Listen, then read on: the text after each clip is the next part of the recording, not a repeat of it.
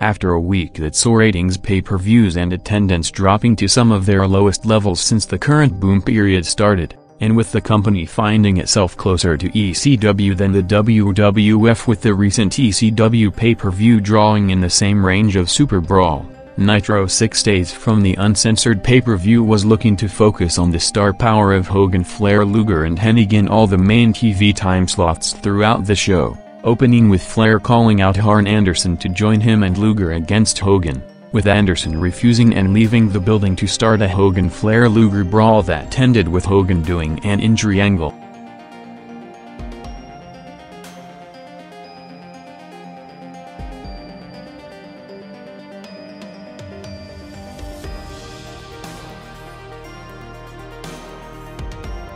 With the recent domestic business freefall of WCW causing major concern for its short and long-term future, the company finally got positive signs with the international markets continuing to boom, as after a highly successful tour of Germany last month, WCW topped it in the past week with another 3-day tour in England on Friday to Sunday from March 10 to 12, drawing massive gates for 3 sold-out crowds of around 40,000 people. Headlined with combinations of Flair, Luger, Hennig, Vampiro and Booker in the top matches, along with Bret Hart and Nash making appearances, with Bret, who while out with injury had his pay cut in half on his contract, getting massive reactions for promos in London and Birmingham, with the crowd chanting for Owen throughout, saying that he waited 3 years to come back to the UK, with his last appearance in the country coming in a WWF title match against Undertaker at the one-night-only pay-per-view, saying to the London crowd that his match against Bulldog at Wembley was the best of his career,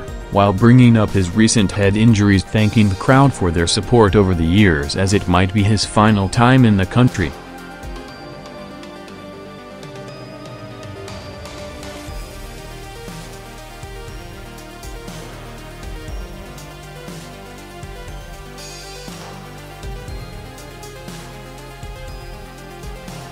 With the crossover segment set to start with a Luger vs Hennig match, Hogan drove the ambulance back into the building a minute after 9 p.m. to hook viewers during the quarter, with Hennig and Luger going 2 minutes before Flair, followed by Hogan ran in to set up a Hogan and Hennig vs Flair and Luger tag match for the main event, opening the head-to-head hour with a 2.4 rating.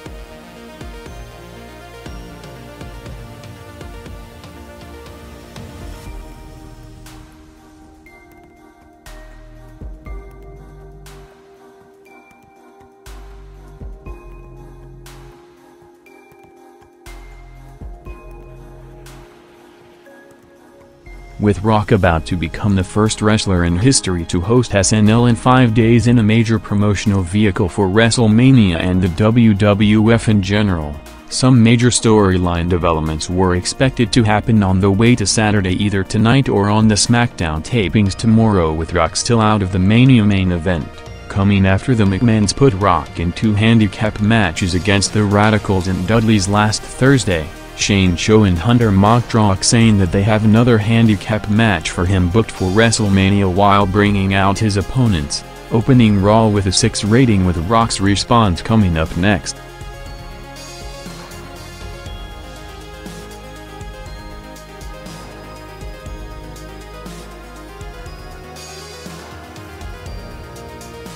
Nitro's second quarter dropping to a 2.2 rating, going against the continuation of Raw's opening segment, saw a Brian Knobbs Open challenge, with Terry Funk accepting to start an hardcore match going 3 minutes to end with Dustin Rhodes attacking Funk in the build to their uncensored match, while at the same time Rock came out on Raw to bump up over 15,000 people at the Continental Airlines Arena with a challenge of his own, saying that they drove Mick Foley out of the WWF and tonight he's gonna give them the chance to do the same to him, as at 27 years old with his entire career in front of him he's willing to put his career on the line against Big Show tonight for the WrestleMania main event title shot, with them never seeing him again in the WWF if he loses, setting up Rock vs Big Show one-on-one in the main event with no interferences and no one at ringside, closing out the 21-minute segment with Raw up to a 6.1 rating.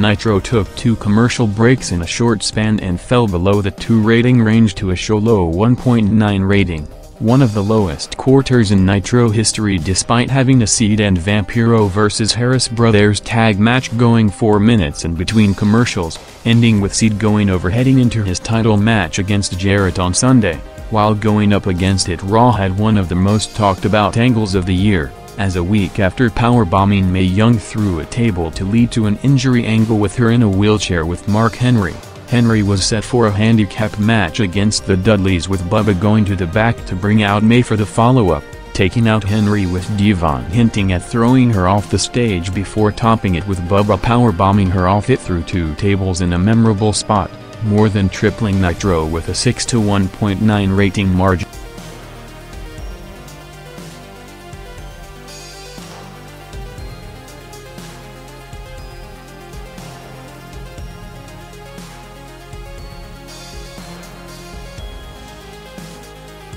Nitro rebounded slightly over the next 15 minutes, barely entering back into the 2 rating range, opening its final quarter with a Disco vs Stevie Ray match followed by a Hogan and Hennig promo hyping them teaming up again next after making references to their time in NWO Hollywood earlier tonight, with the Hogan and Hennig vs Flair and Luger tag entrances taking place 3 minutes from 10 p.m.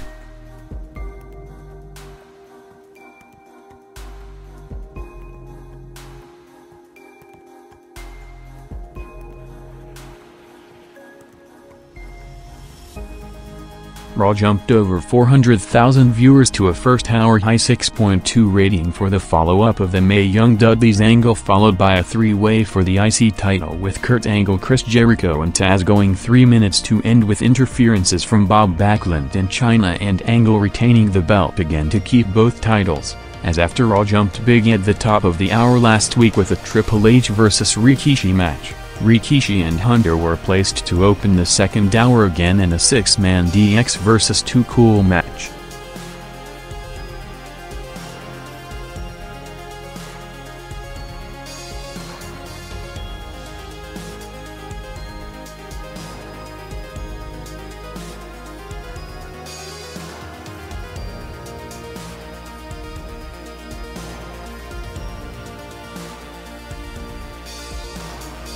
Nitro went longer than usual with the Hogan and Hennig vs Flair and Luger tag match crossing over 10 p.m. to a 9-minute overrun, ending up with the lights going out for the finish with Sting returning to take out Luger and Hogan and Flair brawling in the final build to the uncensored pay-per-view on Sunday, with WCW hoping to stop the fall of the last month with the 2 big star power matches on top, but with no encouraging signs yet heading into the show, as while the main event picked up over 700,000 viewers to a head-to-head high 2.5 rating, the show overall also drawing a 2.5 was the lowest rated Nitro since before the NWO boom period started in '96. At the same time, Raw, which opened with a DX vs Too Cool 6-man tag match going head-to-head with the Nitro main event along with a Kane vs Bossman match in the same quarter, continued the pattern of most weeks since the format change, with the top of the hour quarter, which included 6 minutes unopposed, only grew from a 6.2 to a 6.3 rating, showing again that while Nitro is at or close to its core audience, the viewership of the around 3 million plus viewers will only tune into a major attraction.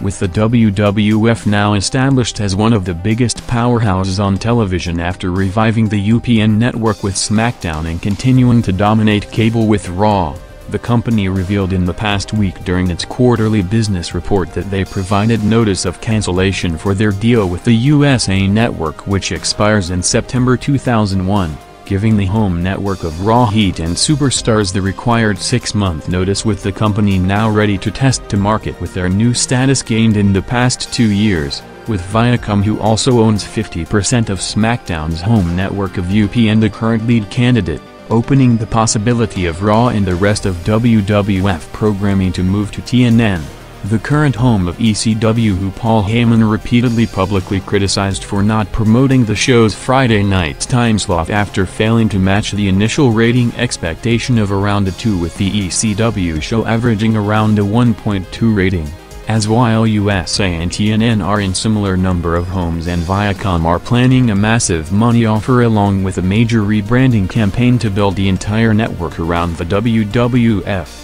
TNN is a second-tier network who averages between 0.7 to 1.5 rating in prime time and comparable to the higher-profile USA network, to the point that what currently would be a routine or even below-average Raw rating on a typical Monday would be the highest rated show in TNN history.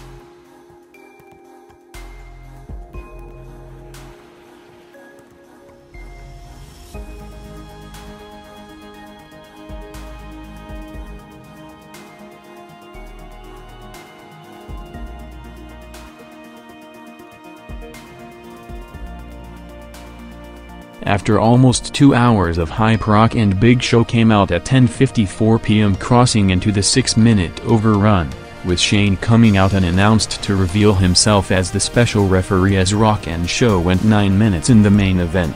gaining over 900,000 viewers to a peak 7.3 rating, going back and forth until Rock eventually had the match won and Shane interfering with a flying chair shot as a limousine entered the parking lot, revealing Vince McMahon making his TV return for the first time since early December, with him taking out Triple H on the way to the ring, as Vince came out to a huge reaction to take out Shane, followed by a rock bottom on Show, with Vince counting the fall to put Rock back in the WrestleMania main event as the building exploded, closing out one of the most memorable endings to Raw and Show history as Rock and McMahon exchanged looks heading into the major crossover promotion for the WrestleMania pay-per-view on Saturday night.